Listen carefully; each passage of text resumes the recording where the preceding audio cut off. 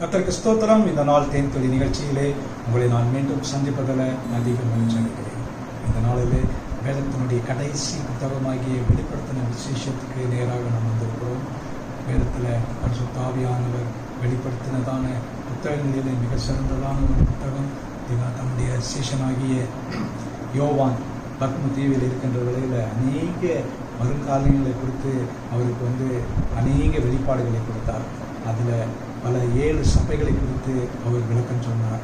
அந்த காரியங்களை எல்லாம் பார்க்கின்ற வேளையில் இதோ அவர் நம்மோடு கூட இருக்கிறார், இதோ கடைசியாக அவர் வரப்போகிறார். அவர் கொடுத்ததான ஒரு வார்த்தையை நான் சொல்ல போகிறேன்.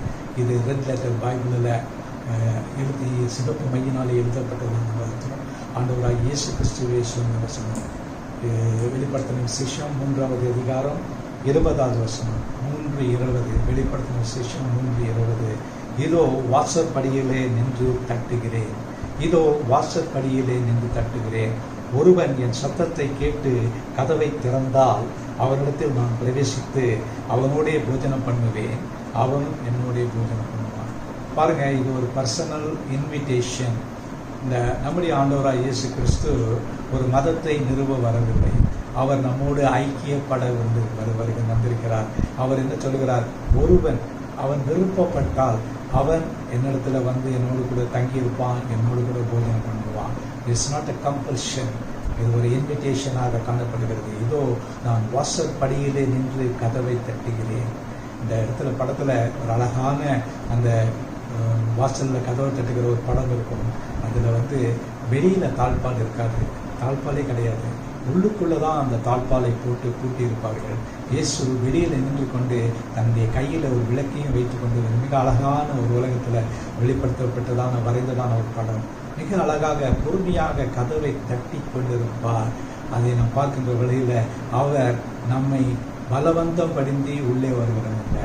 ஒரு என்னிடத்தில் வந்தால் என்றுதான் சொல்லுகிறார், நான் அவனை ஏற்றுக்கொள்வேன் என்று சொல்லுகிறார். இந்த வேளையில் கூட அவர் நம்முடைய இருதய கதவை தட்டி கொண்டே இருக்கிறார். கிறிஸ்துவுக்குள் பிரியமானவர்களே, இந்த வேதத்தினுடைய கடைசி புத்தகத்திலே காணப்படக்கூடியதான இந்த பொன் எழுத்துக்களால் எழுதப்பட்டதான இயேசுவின் வார்த்தைகளாகிய இந்த வார்த்தையை நான் உங்களோடு பகிர்ந்து கொள்வதில் அதிக பெருமைப்படுகிறேன், சிலாக்கியம் பெற்றவனாய் காணப்படுகிறேன்.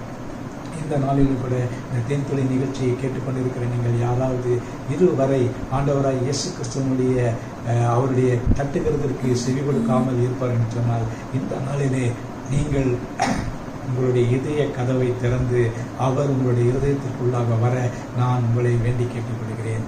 அவர் அழைத்தால் நிச்சயமாக உள்ளே வருவார். அவர் வந்தால் அவர் 23ஆம் சங்கீதத்தில் சொன்னது போல அவர் நம்மை மேய்ச்சலிலே நடத்துவார். அவர் நல்ல ஒரு மேய்ப்பனாக நமக்கு இருப்பார். நம்மோடு கூட இருந்து வழிநடத்தக்கூடிய தெய்வமாக இருக்கிறார். அவர் தெய்வம் மட்டுமல்ல, நம்முடைய நண்பராகவும் இருக்கிறார். ஆகவே இந்த நாளிலே கிறிஸ்துவுக்குள் பிரியமான என்னுடைய தேன்துளி நேயர்களே, உங்களை நான் கேட்டுக்கொள்கிறேன்.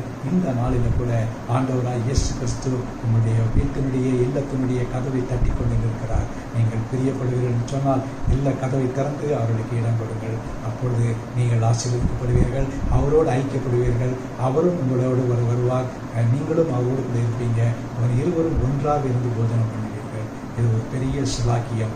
இதை நாம் புரிந்து கொள்வது மிக கடினம். ஆனால் இது தேவனுடைய வார்த்தை, உண்மையுள்ளது.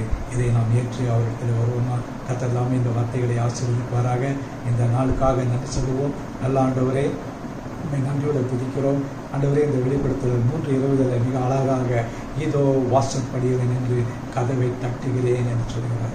ஆண்டவரே, நீ தட்டிக்கொண்டே இருக்கிறீர். விருப்பப்படுகிறவர்கள் திறந்து உண்மை அழைக்க, உண்மை ஏற்றுக்கொள்ள, உன்னோடு கூட வர என்று சொல்லுங்க.